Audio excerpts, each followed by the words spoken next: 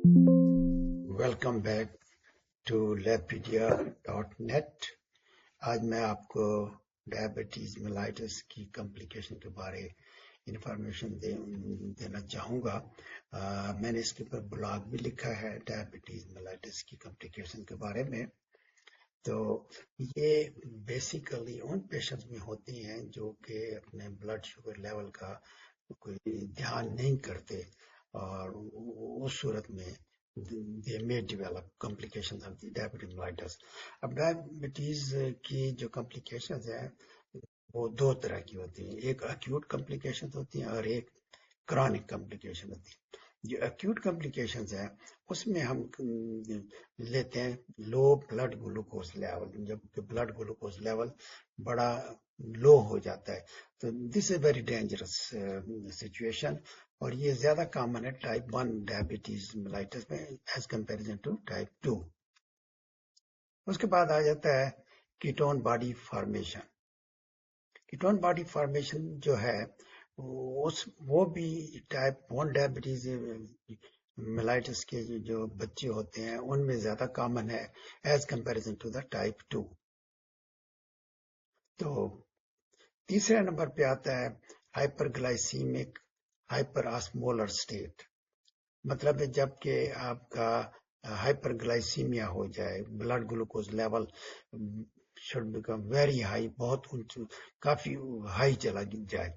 تو یہ صورت کب پیدا ہوتی ہے؟ یہ اکثر دیکھا گیا ہے انفیکشن ہوتی ہو، یا کوئی میڈیکیشن لے رہا ہو، یا کوئی نشہ وغیرہ کر رہا ہو، سبسٹنس ابیوز ہوگا، اور یا انڈائگنوز ڈائبٹیز میلائٹس میں۔ تو دس ہے ایمرجنسی، یہ ایمرجنسی اسٹیٹ ہے، اور اس کے لیے امیجیٹ ریکوائرمنٹ، امیجیٹلی جو ہے نا ٹریٹمنٹ ضرورت پڑتی ہے۔ تو یہ تو تھی 3 ایکیوٹ کمپلیکیشن جو کہ ویری کامن ہے، low blood glucose level, ketone body formation and hyperglycaemia اور hyperglycaemia hyperosmolar state. دوسرے نمبر پہ آ جاتا ہے کرونک کمپلیکیشن۔ کرونک کمپلیکیشن میں جو ہے نا ہم نے دیکھا گیا ہے کہ 1/3 آف دا یوتھ میں پرٹیکولرلی اگر ان کو ٹائپ 2 ڈائبٹیز میلائٹس ہو جائے تو ان کو ہائپر ٹینشن ہونے کے چانسز زیادہ ہوتے ہیں، اور یہ ڈائگنوسس کے رفلی 4.5 ایئرس کے بعد ہائپر ٹینشن بچوں کو ہو سکتی ہے۔ اس کے بعد آ جاتا ہے اب نارمل لائپڈس۔ اب نارمل لائپڈ میں یہ ہوتا ہے کہ پرٹیکولرلی ٹائپ 2 ڈائبٹیز میلائٹس کے اندر جو HDL جو کہ گڈ کولیسٹرول ہے وہ کم ہو جاتا ہے، اور اس کا جو بیڈ کولیسٹرول ہے LDL وہ زیادہ ہو جاتا ہے۔ تو دس از ریئلی پرابلم، کیونکہ ہمیں چاہیے HDL، کیونکہ HDL جو ہے نا وہ آپ کی کارونری ایتھیروسکلیروسس اور ان کو بھی اوائڈ کرتا ہے۔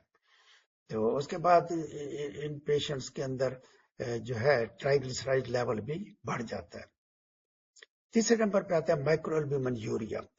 تو اگر ایک ڈائبیٹک پیشنٹ کو کافی عرصہ ہو گیا ڈائبٹیز ڈیولپ کیے ہوئے، تو ان کے اندر پروٹین جو ہے نا وہ یورین کے اندر اپیئر ہونا شروع ہو جاتی ہے، جس کو ہم پروٹین یوریا بھی کہتے ہیں۔ تو یہ جو سچویشن ہے مائکروبیومن یوریا، تو دس ول الٹیمیٹلی جو ہے نا وہ کڈنی کی ڈیزیزز کو لے جائے گی، ڈائبیٹک نیفروپیتھی ہو جائے گی۔ چوتھے نمبر پہ آ جاتے ہیں ریٹینوپیتھی۔ یہ جو ڈائبیٹک پیشنٹس ہیں تو اگر آپ ہر سال ان کی آئی سائٹ کو چیک نہ کریں تو دے مے ڈیولپ ریٹینوپیتھی، تو وہ بھی ہو سکتی ہے۔ تو اس کے بعد آ جاتا ہے ابسٹرکٹیو سلیپ ایپنیا۔ ابسٹرکٹیو سلیپ ایپنیا کیا ہوتا ہے؟ وہ یہ ہوتا ہے کہ موسٹلی یہ جو ڈائبیٹک پیشنٹ ہوتے ہیں یہ اوور ویٹ ہوتے ہیں، اور جب وہ سوتے ہیں رات کو تو سنورنگ کرتے ہیں، اور پھر اس کے بعد ان کا سانس لینے میں نا ایک پاز یا ایک وقفہ آ جاتا ہے، تو اس کی وجہ سے ہم اس کو کہتے ہیں کہ سلیپ ایپنیا ہو گیا ہے۔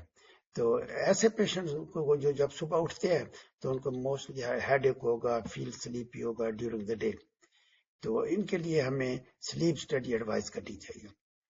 پھر چھٹے نمبر پہ آ جاتا ہے کہ یہ اگر جو after the age of 40 50 60 year کے بعد اگر ان پیشنٹس کو ڈائبٹیز میلائٹس ہے اور وہ کافی عرصے سے چل رہی ہے تو ان میں اریکٹائل ڈسفنکشن ڈیولپ ہو جاتا ہے. پھر اس کے بعد آتا ہے مائکروواسکولر کمپلیکیشنز. مائکروواسکولر کمپلیکیشن میں ڈائبیٹک ریٹینوپیتھی ہے, ڈائبیٹک نیفروپیتھی ہے, اور ڈائبیٹک نیوروپیتھی. نیوروپیتھی جو ہوتی ہے وہ آپ کے جو ہے نا پاؤں وغیرہ وہ سن ہو جاتے ہیں اور آپ کو پتہ بھی نہیں چلتا, کئی دفعہ وہاں پہ السر ہو کہ پھر گینگرین بھی بن جاتی ہے. جو میکرو واسکولر ہے, مطلب جو بڑی بلڈ ویسل انوالو ہو جائیں تو ان میں سٹروک ہو سکتی ہے, کارونری آرٹری ڈیزیز ہو سکتی ہے, اور پیریفرل آرٹیریل ڈیزیز لائک پور لیگ سرکولیشن میں بھی رسک آف ایمپوٹیشن. اچھا, اس کے بعد آ جاتا ہے ان مریضوں میں ڈائبیٹک پیشنٹ کے اندر انکریز رسک ہوتا ہے انفیکشن کا. تو اس کی وجہ سے ڈائبیٹک فٹ السر بھی بن جاتے ہیں. پھر اس کے اوپر سپر ایڈڈ انفیکشن ہو سکتی ہے. ان میں ڈیلیڈ وونڈ ہیلنگ ہوتی ہے, گم ڈیزیز ڈیولپ کر لیتے ہیں, اور رسک آف نمونیا بھی ہو جاتا ہے ان مریضوں میں. اس کے بعد میں نے یہ ڈائگرامیٹیکلی کمپلیکیشن دکھا دی آپ کو کہ retinopathy, cataract, glaucoma, microangiopathy, cerebrovascular infarct, haemorrhage, hypertension, nephropathy, erectile dysfunction, peripheral neuropathy, myocardial infarction, atherosclerosis, urinary bladder dysfunction, skin infection, and gangrene of the foot. تو یہ میں نے بریفلی آپ کو ڈسکرائب کی ہیں complications of the diabetes mellitus. تو ان کے لیے جو ہے پریونشن جو ہم آ جاتی ہے, اس کو پریونٹ کیسے کریں گے. ایک تو گلوکوز جو لیول ہے نا اس کو کنٹرول کریں, دیٹ از اے مسٹ. تو آج کل مارکیٹ میں اویلیبل ہے continuous CGM, continuous glucose monitoring system available ہے, جس میں میں آج کل یوز کر رہا ہوں لیبرا سینسر 3+. تو اسی طرح کے اور بھی کافی ساری کمپنیاں جو بناتی ہیں اسی طرح کے CGM جس کو ہم کہتے ہیں. پھر ایک regular check up of the eye, foot examination, kidneys کے لیے پروٹین یوریا کو چیک کرتے رہیں, اوائڈ اسموکنگ کریں, اڈاپٹ ہیلدی ڈائٹ آپ اچھی امپروو کر لیں, اور ریگولر ایکسرسائز بھی کرتے رہیں, and do not take medication, do take. پھر آپ جو بھی ڈاکٹر صاحب آپ کو دوائی پرسکرائب کریں ان کو ریگولرلی آپ لیتے رہیں. تو یہ تھا brief summary of the complication because of the diabetes mellitus. تو اگر آپ نے یہ ڈیٹیل دیکھنی ہے تو ہماری ویب سائٹ labpedia.net پر جا کے تو یہ ڈیٹیل آپ کو مل جائے گی. تو بریفلی میں یہ کہوں گا آپ خوش رہیں اور خوشیاں بانٹیں. Thank you very much for listening me.